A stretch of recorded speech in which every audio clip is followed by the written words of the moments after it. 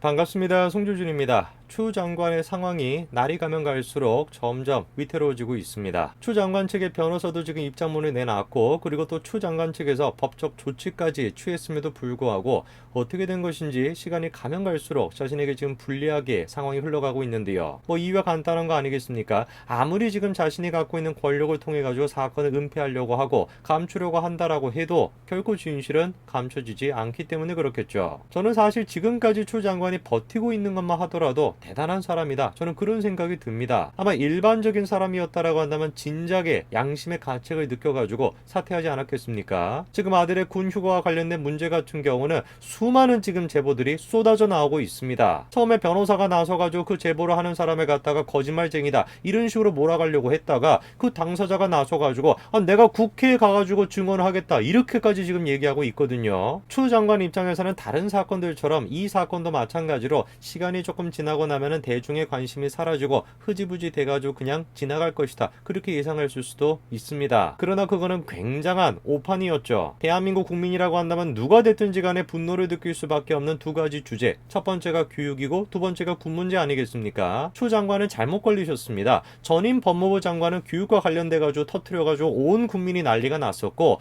현재 지금 법무부 장관은 군 문제와 관련돼가지고 또 터트렸기 때문에 국민들의 관심이 사라질 수가 없습니다. 이거는 오히려 시간이 가면 갈수록 국민들의 분노가 더 커지고만 있는 상황입니다. 이런 점을 누구보다도 잘 알고 있는 게 바로 문재인 정부겠죠. 국민이 어떤 사안에 대해 가지고 문제가 있다라고 생각한다 라고 한다면 법치가 됐건 절차가 됐건 그런 거 무시해버리고 밀어붙이는 게 문재인 정부의 특징 아닙니까? 지금까지 그런 식의 모습을 통해 가지고 집권해 왔죠. 그리고 또 정부를 유지해 왔습니다. 그러나 그런 식의 모습 때문에 오히려 지금 추 장관이 날아가게 생겼습니다. 추 장관과 관련된 국민의 분노가 정말 하늘을 찌르다 보니까 문재인 정권 내부에서조차도 지금 추 장관 이거 아무리 같은 편이라고 할지라도 내보내야 되는 거 아니냐, 꼬리 자르기 해야 되는 거 아니냐, 이런 의견들이 지금 나오고 있습니다. 오늘 저는 영상을 통해서 그 내용을 정리해드리고자 합니다. 같이 한번 좀 보시죠. 자, 일전에 이런 일이 있었죠. 국민의힘이 추 장관의 아들과 보좌관을 검찰에 고발을 했었는데요. 대검찰청에 그런 식으로 고발이 들어감에 따라서 윤석열 검찰총장의 고심도 커졌습니다. 그 사건은 어디에 배당할까, 그 문제죠. 그도 그럴 것이 일반적이었다라고 한다면 기존 사건을 맡아온 서울 동부지검에 배당하는 것이 맞지만,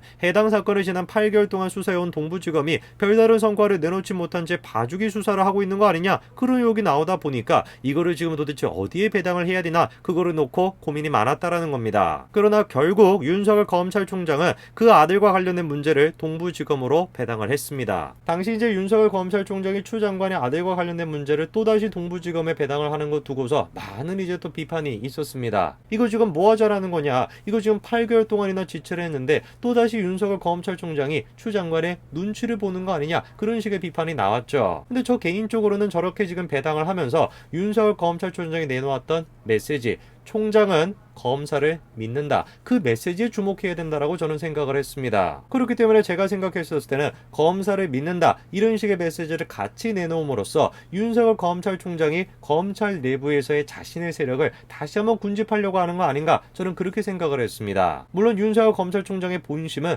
추 장관과 관련된 사건이 어떻게 결론이 나는가, 그거를 우리가 보고 나서야 얘기할 수 있겠죠. 사실 지금 수사를 맡고 있는 동부지검 입장에서도 이 사건을 더 이상 지체하고 그리고 또 은폐하거나 축소하기는 어려울 것 같습니다. 그도 그럴 것이 국민의 지금 분노가 하늘을 찌르고 있거든요. 추 장관의 인사 전행에 대해 가지고 감사원장이 살펴달라, 이런 식의 감사 청구까지도 있었습니다. 심지어는 청와대 청원까지도 올라갔었죠. 추 장관의 아들 수사를 위해 가지고 동부지검장에 한동훈 검사장을 앉혀라, 이런 청원까지도 올라간 겁니다. 이런 모습들이야말로 지금 국민들이 얼마나 추 장관 아들 사건에 대해서 분노를 느끼고 있는지 그거를 지금 그대로 보여주는 거 아니겠습니까? 추 장관에 대한 분노가 하늘을 찌르니까 당연히 추 장관과 적대적인 관계에 있었던 한동훈 검사장에 대한 응원은 마찬가지로 하늘을 찌를 수밖에 없는 것이죠. 근데 여기서 조금 흥미로운 것이 한 가지가 있습니다. 청와대 국민청원, 야 동부지검장 그 사람 하지 말고 한동훈 검사장을 앉혀라, 그래갖고 철저하게 수사를 하도록 해라 라고 하는 국민청원, 그 국민청원이 사라져버렸습니다. 한동훈이 추 장관과 관련된 수사를 해야 된다 라고 하는 청원이 비공개 처리가 됐다라는 것인데요. 청원이 올라온 날 비공개로 전환이 됐다라는 것입니다.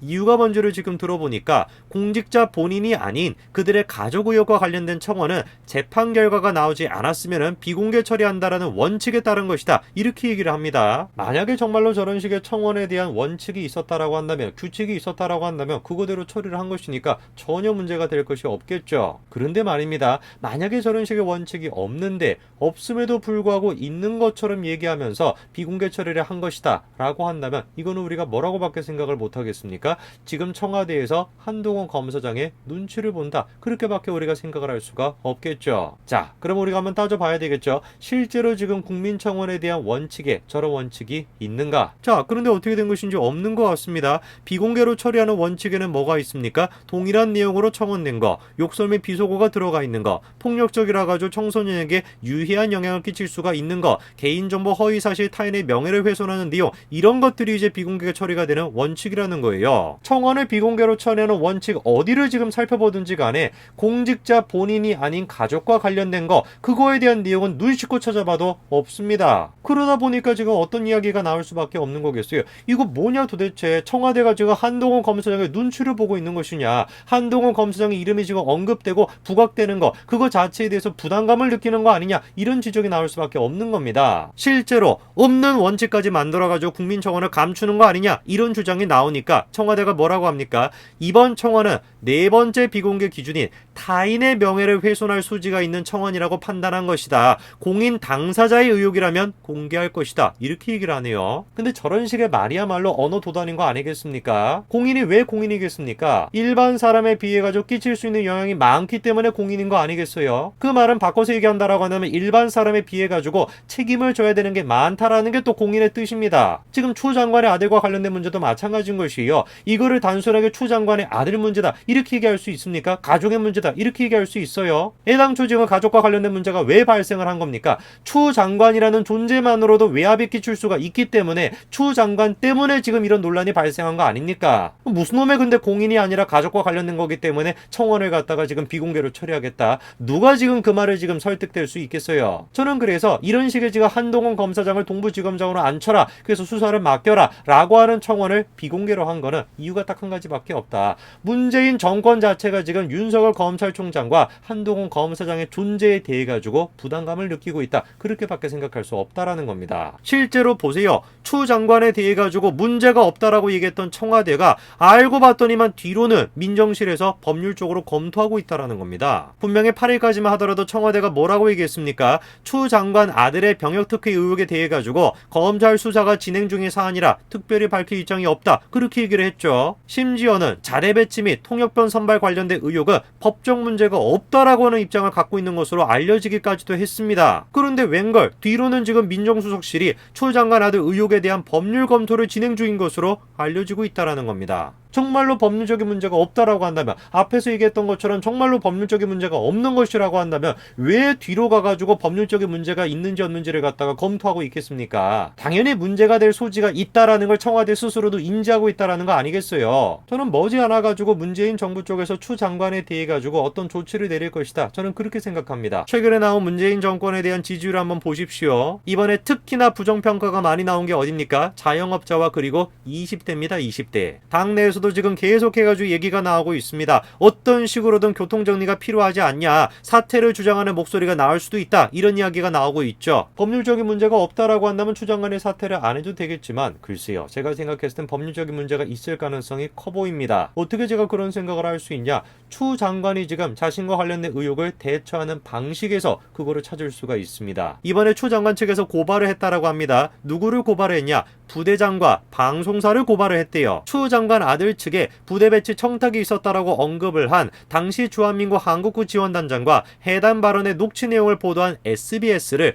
허위사실에 의한 명예훼손 혐의로 고발을 했다라는 겁니다. 수만 가지 의혹들이 지금 쏟아져 나오고 있잖아요. 특히나 문제가 되는 게 뭡니까? 추 장관 보좌관이 그래서 전화를 했냐 안 했냐, 그게 지금 제일 중요한 이슈라고 제가 몇 번 말씀을 드렸습니까? 그런데 고발을 하는 날에도 마찬가지로 국방부 민원실에 서씨 관련 전화를 건 것이 누구냐? 라는 질문에 대해서는 계속해가지고 답변을 내놓지 않고 있습니다. 합리적인 사람이라고 한다면 의심이 들 수밖에 없는 거 아니겠어요?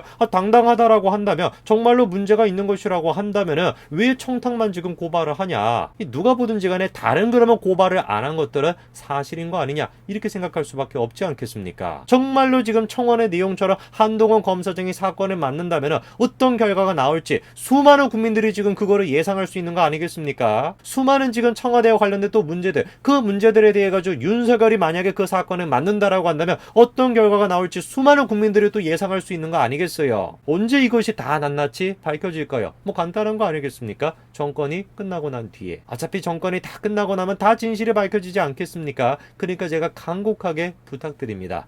지금이라도 용서를 비시고 죗값을 달게 받기 바랍니다. 오늘까지 말씀드리겠습니다. 감사합니다.